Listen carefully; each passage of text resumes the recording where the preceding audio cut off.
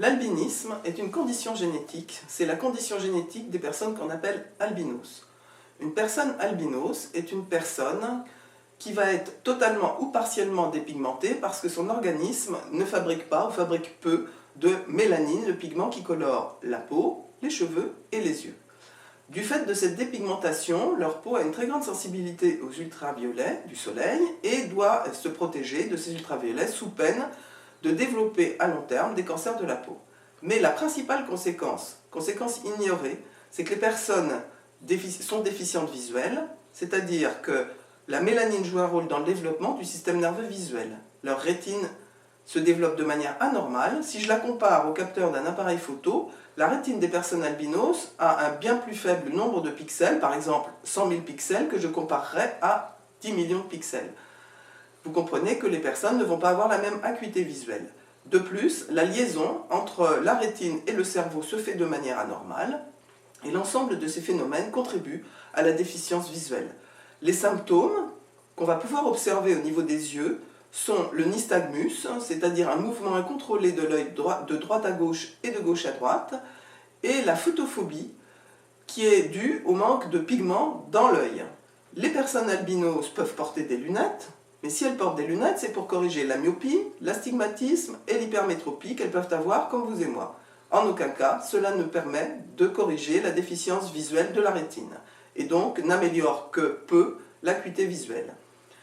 L'acuité visuelle qui peut être de 1/10, moins, 1/20, un peu plus, ça dépend des formes, puisqu'il existe différentes formes d'albinisme, et pour certaines personnes, une dépigmentation modérée qui peut passer inaperçue.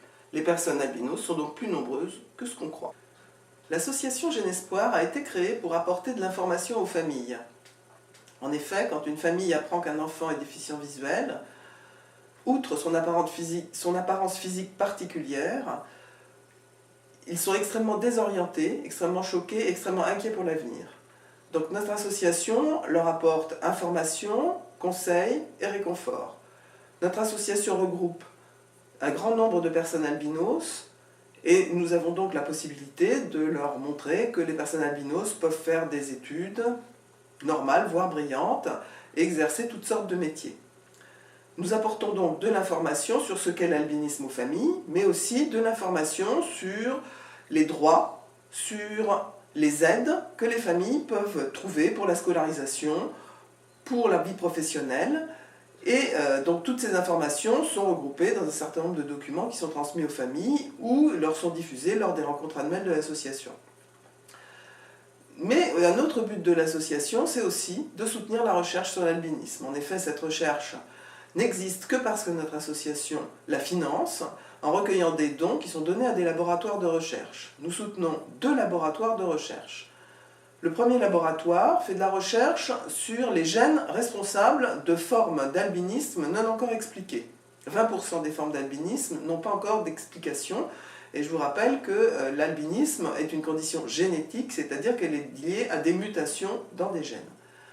Ensuite, les personnes albinos sont déficientes visuelles, et on ne sait pas pourquoi, alors que l'albinisme est principalement une déficience dans le système de production de la mélanine, c'est-à-dire le pigment qui colore la peau, les cheveux, les yeux, eh bien pourquoi cette déficience de production de mélanine, ou cette déficience dans tout le système de transport de la mélanine, fait que les personnes sont déficientes visuelles. Donc nous soutenons également un 2e laboratoire qui a pour objectif d'expliquer pourquoi les personnes albinos sont déficientes visuelles. Alors le premier moyen pour vous informer sur l'albinisme et notre association, c'est notre site internet www.jeunespoir.org. Nous avons également une page Facebook qui est plus faite pour relier entre eux les personnes atteintes d'albinisme, mais nous avons également publié un certain nombre de brochures et de livres qui permettent d'avoir de l'information. Alors par exemple, nous avons publié une brochure plutôt médicale qui s'appelle « Albinisme, une condition génétique » et qui explique quelles sont les conséquences médicales de l'albinisme, mais aussi qui donne des informations sur les prises en charge.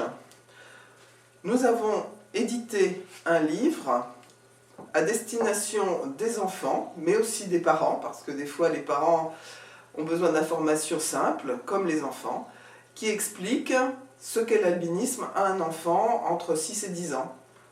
L'albinisme expliqué aux enfants et aux parents. Ce livre, vous pouvez vous le procurer en vous adressant à Genespoir et vous trouverez toutes les informations nécessaires sur le site internet de l'association.